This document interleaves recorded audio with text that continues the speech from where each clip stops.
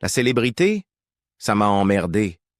Elle avait remporté un César. Elle était l'inoubliable Thérèse dans Le Père Noël est une ordure, une légende du cinéma français. Et pourtant, à sa mort en 2019, une seule célébrité assista à ses funérailles.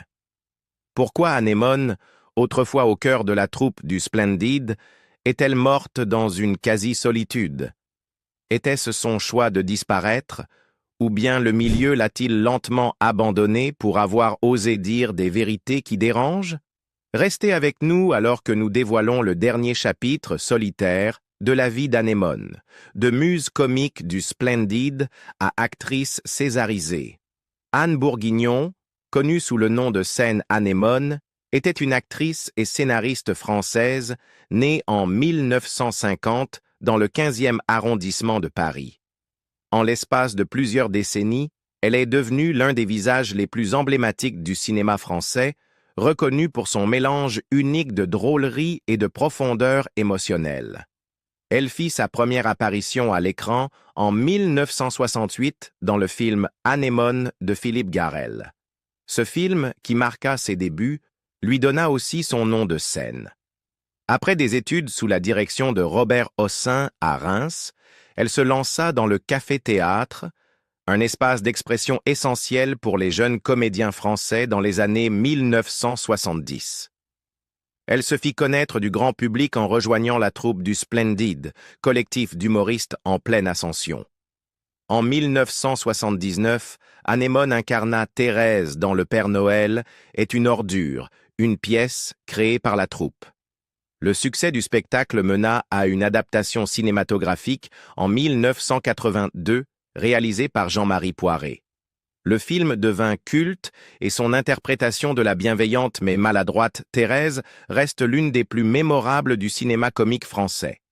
Durant les années 1980, Anémone confirma sa popularité avec des rôles principaux dans des comédies à succès telles que Les Babacools et Sans peur et sans reproche.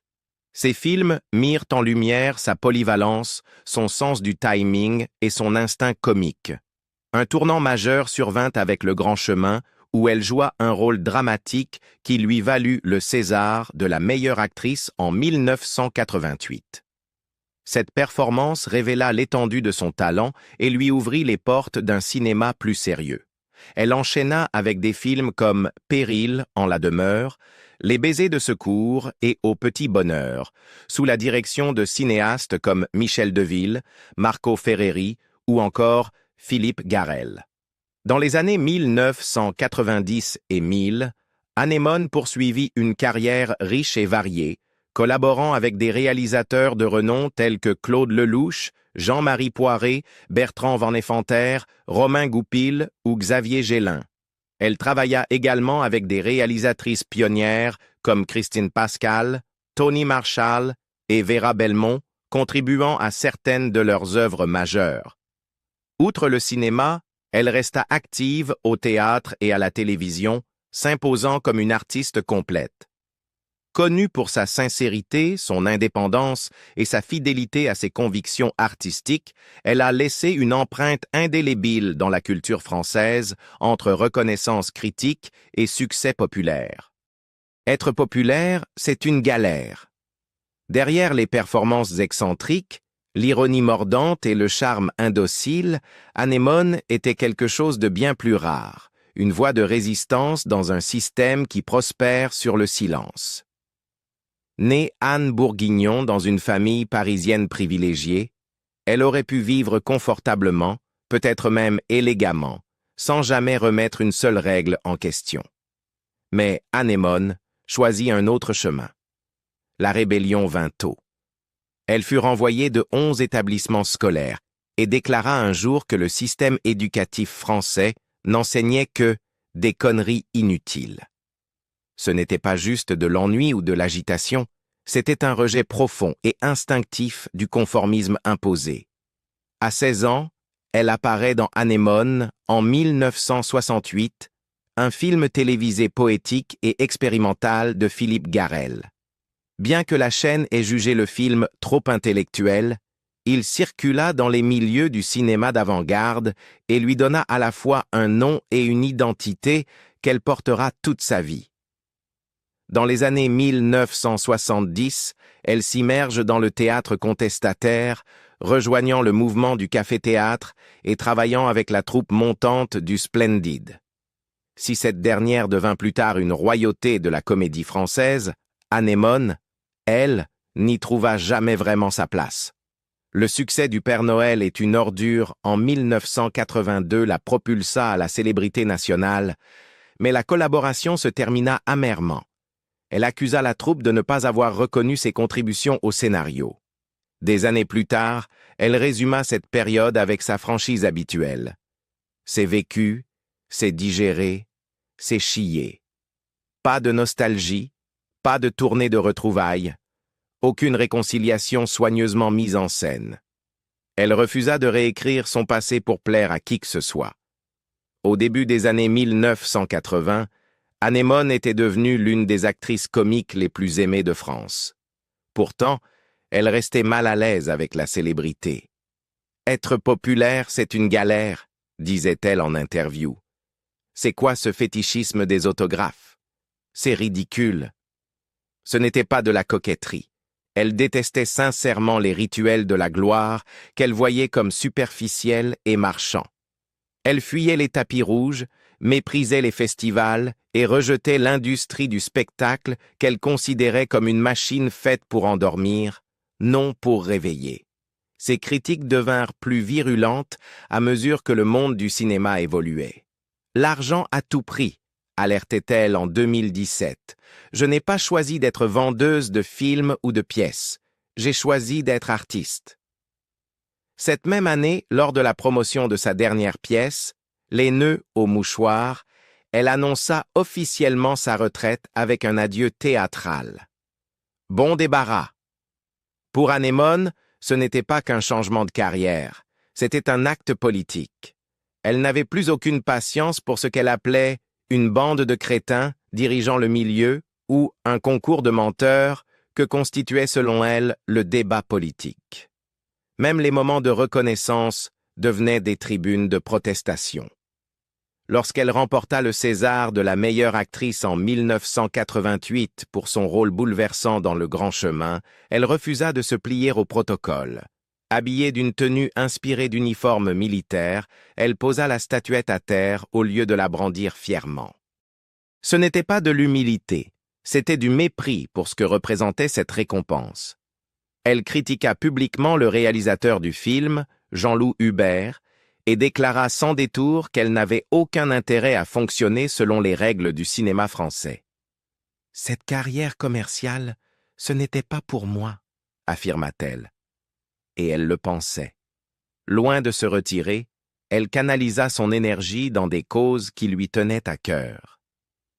Militante écologiste bien avant que le sujet ne devienne tendance, Anémone soutint le candidat vert Antoine Wechter lors de la présidentielle de 1988 et se présenta elle-même à des élections locales en 1995.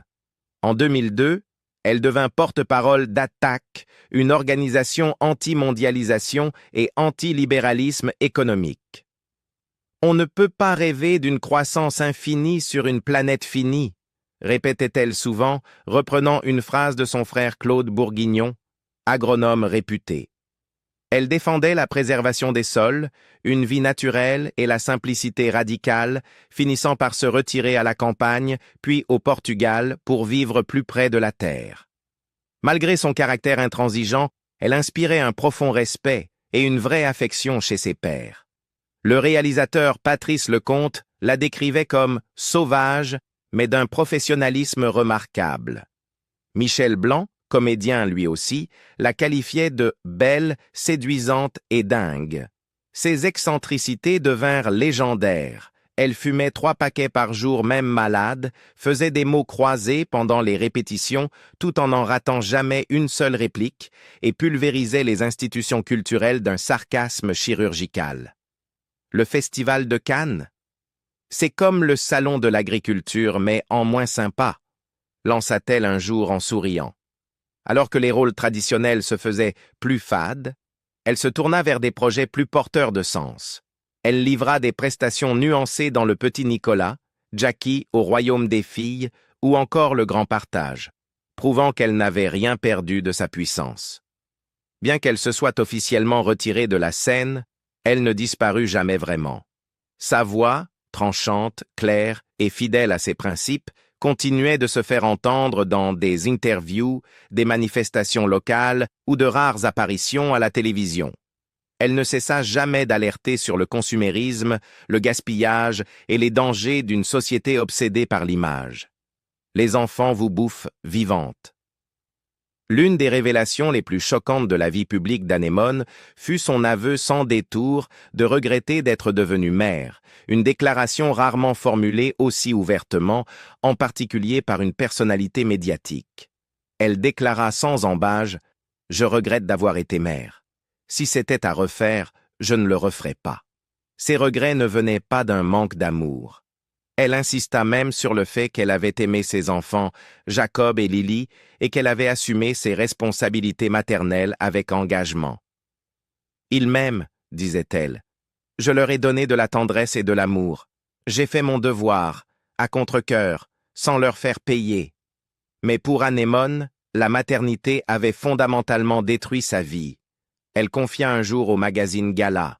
« Les enfants vous bouffent vivante. Ils prennent tout et s'en vont. » Dans un autre contexte, elle alla encore plus loin.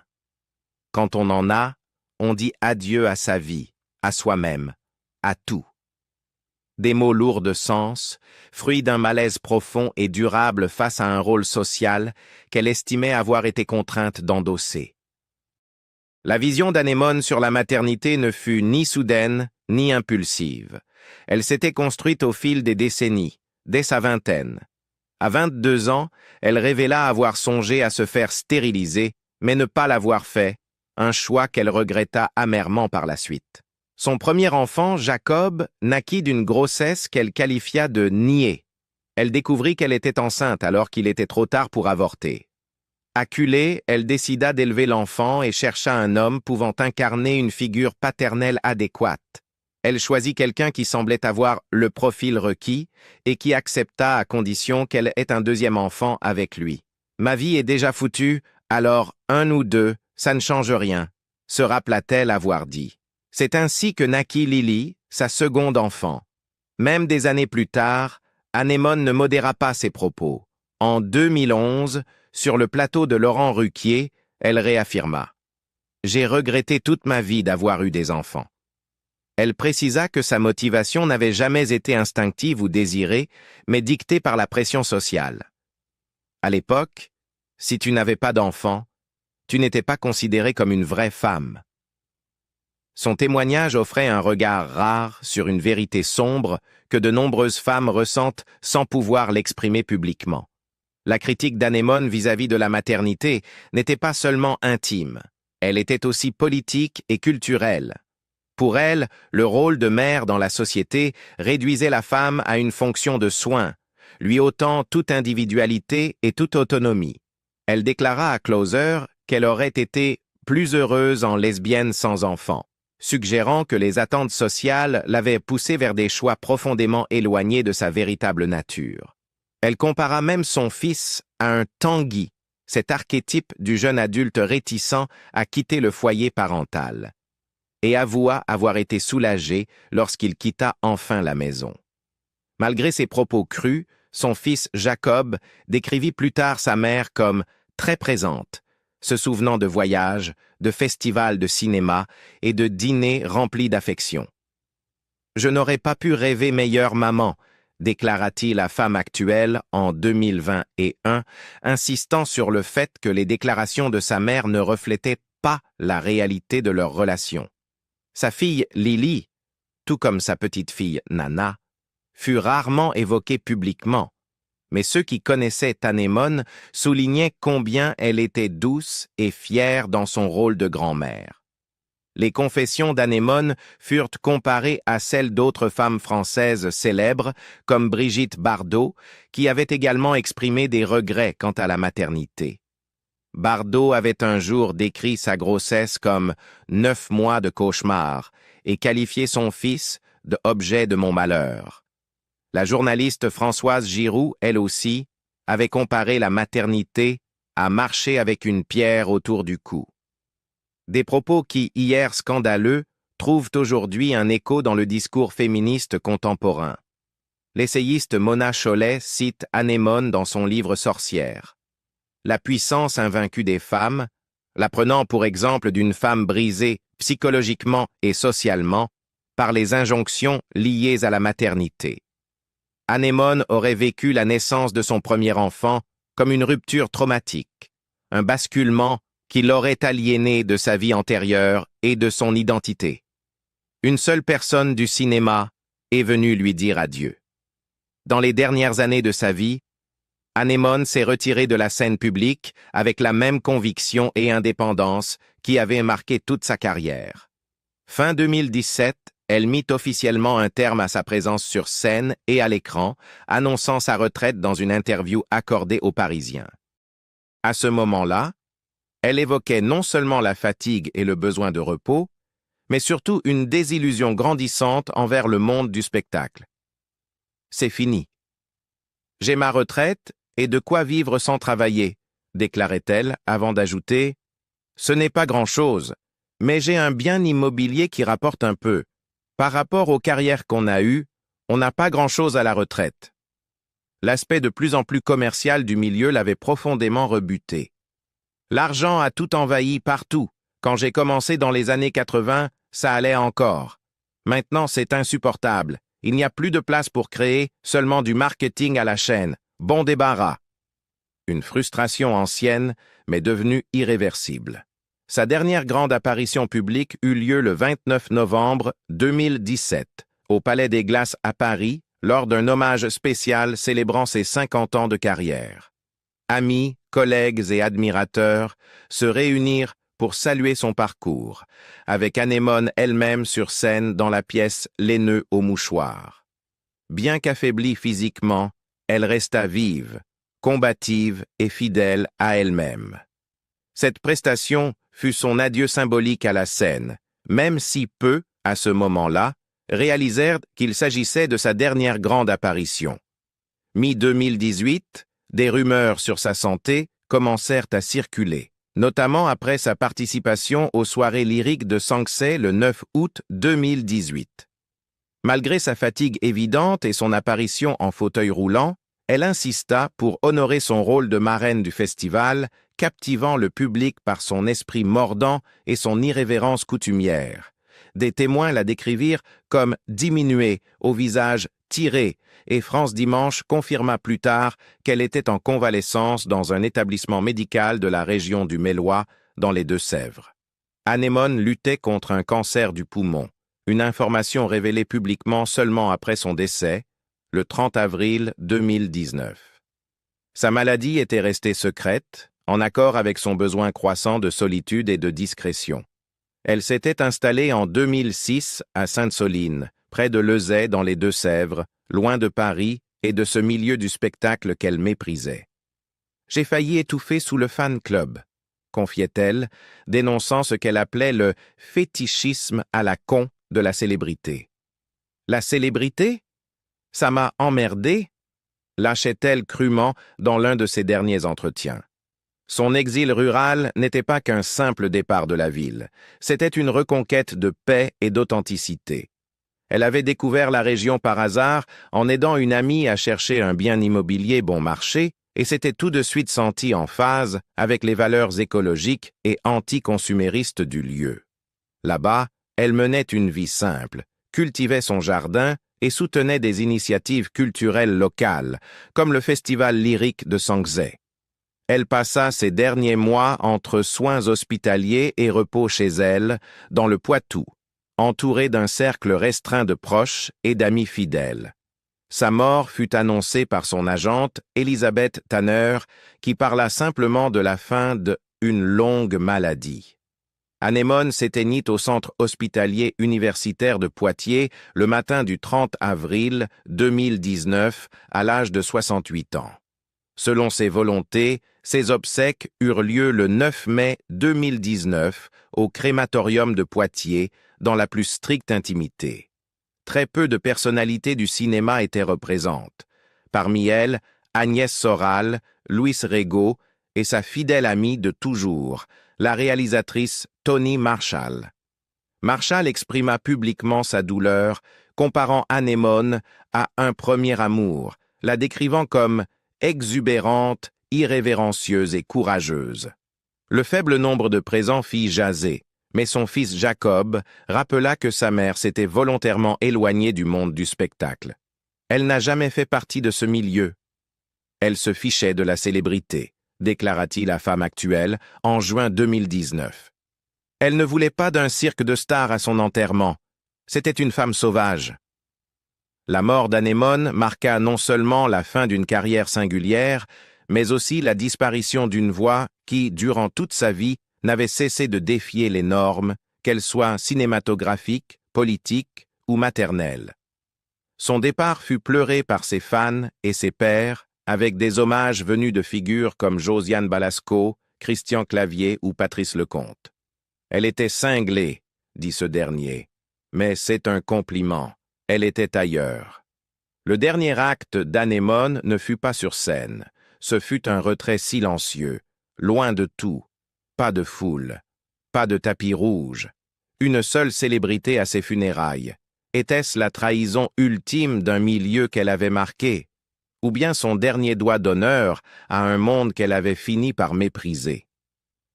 Likez, si vous pensez qu'elle méritait mieux. Abonnez-vous et dites-nous en commentaire, Anémone a-t-elle été abandonnée ou a-t-elle simplement choisi la paix?